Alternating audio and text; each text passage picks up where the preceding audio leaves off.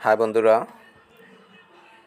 আপনাদের দেখাচ্ছি বরিশালের ঐতিহাসিক চিংড়ি মাছের বড়া তৈরি করার নিয়ম। চিংড়ি মাছ আমরা প্রথমে কুটে নিচ্ছি। দেখেন, কুটে একটা পাত্রে রেখেছি।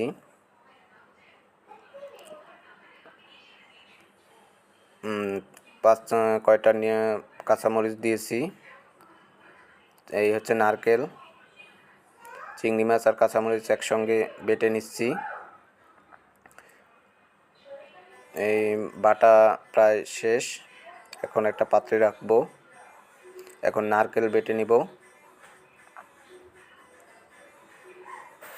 নারকেল বেটে বা নারকেল বাটা শেষ। এই নারকেল থেকে দুধ বের করব।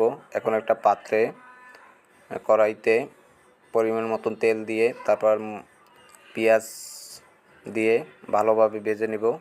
এই দেখেন, নারকেলের দুধ তৈরি করতেছি।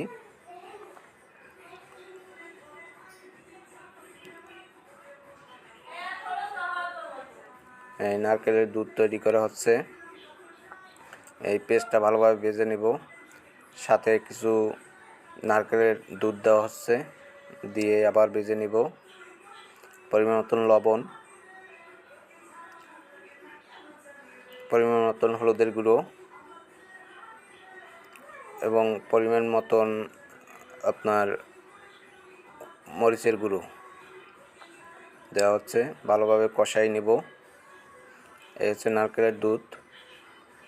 এই হচ্ছে চিংড়ি মাছের বাটা। এখন হালকা আবার নারকেলের ভাজা হলে হালকা নারকেলের দুধ দেওয়া হবে। একটু পাওয়ারটা কমাই নিছি। এই হালকা নারকেলের দুধ দেওয়া হচ্ছে। দুধ দিয়ে এটা আবার ভেজে নিব।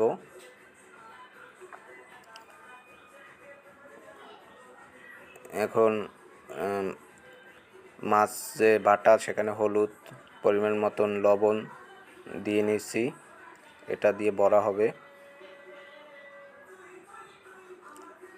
ভিডিওটা ভালো লাগলে সবাই শেয়ার করবেন।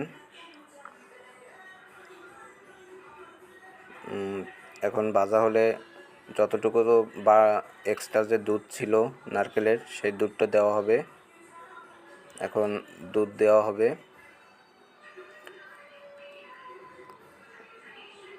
দুধ দিয়ে দিচ্ছি সম্পূর্ণ। এখন এটা ভালোভাবে উতলানোর পরে এর ভিতরে বড়া ছেড়ে দিতে হবে।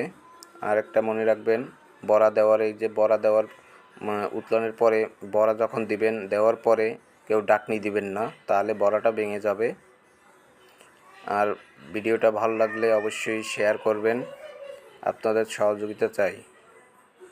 এই যে হয়ে গেছে সুস্বাদু বড়া, আমার প্রিয় খাবার। আপনাদের